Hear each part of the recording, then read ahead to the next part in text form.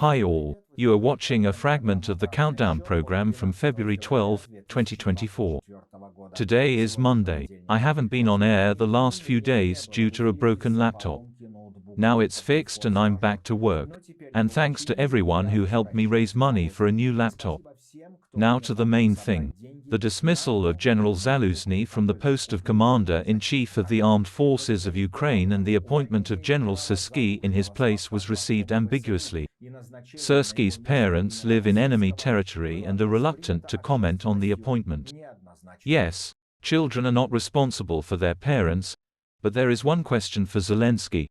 Is there really not a single competent general in all of Ukraine without such a complex family background? There is a war going on, and now the person who makes the most important decisions in the post of Commander-in-Chief of the Armed Forces of Ukraine may be subject to pressure from the enemy. Through relatives, the Kremlin and the Russian Ministry of Defense will certainly use this leverage to influence the Commander-in-Chief. If not now, then they will try to do it in the future. After all, the main critical moments in the military campaign are still ahead. Moreover, the very replacement of Zaluzny, who is very popular among the troops, seems doubtful. Typically, such resignations during wartime occur as a result of personal conflict. In order to extinguish any grumbling from below, Ermak's office said that the discussion of this appointment is a crackdown on the racist ipso. Let's leave these cheap propaganda tricks to Ermak's conscience. Officially, all the changes made are Zelensky's personal decision, which stated the main goal: to revive the campaign, to bring the situation out of the deadlock. They say that Zaluzny did not want to take risks, but Syrskyi can make up his mind. The Russians rush into meat assaults without looking back at losses, and Putin demands victories before his re-establishment. Not Kyiv, but at least Avdiivka. Forbes claims that it was Zelensky's desire to defend Avdiivka that became decisive in replacing Zaluzny with Syrskyi. The situation in Avdiivka is becoming critical. The Russians advancing in the northwest of the city are getting closer to the roads along which the Ukrainian garrison is supplied. Without American help, Ukraine will hold out on all fronts until the end of February, but the biggest gift for Putin is if the Allies leave Ukraine unarmed. Polish Foreign Minister Radoslaw Sikorski, in an interview with CNN, called on the American Congress to pass a new law to extend aid to Ukraine. According to him, the consequences of a Putin victory in Ukraine would be catastrophic. For a few % of the American defense budget, the Ukrainians destroyed half of the Russian army.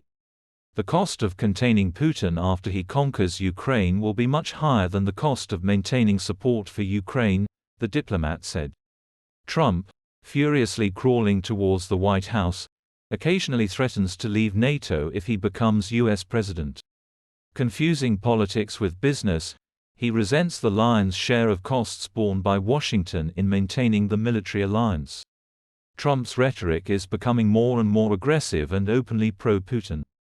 US President Joe Biden has already called Trump a useful servant of dictator Putin. However, the sectarians are more in love with the red-haired shepherd than ever. Become our patrons right now and look further in this program. In Finland, Alexander Stubb won the second round of the presidential election, saying that he would not even talk to Putin until he left Ukraine. It seems that Elon Musk is merging more and more closely in ecstasy with the Russian schematics. Ukrainian intelligence claims that the Russians have begun to use the services of Starlink. Musk denies this. On the night of February 12, the Israeli army released 2 hostages held by Hamas terrorists. The rescue operation lasted about an hour. Watch in the program, Postscript. Putin's 2-hour propaganda chatter with moderator Carlson was supposed, according to the bald man's plan, to remove his status as an outcast. But it didn't work out. The visit to Turkey has been postponed, and now you can't even fly to Yerevan. The West is raising the stakes. Putinomics, put on a war footing, bought the Kremlin extra time, but cannot be sustained in the long term. 24 is the last year when Putin will be able to fight in any way. And that is all. View all of our programs on the Patreon resource.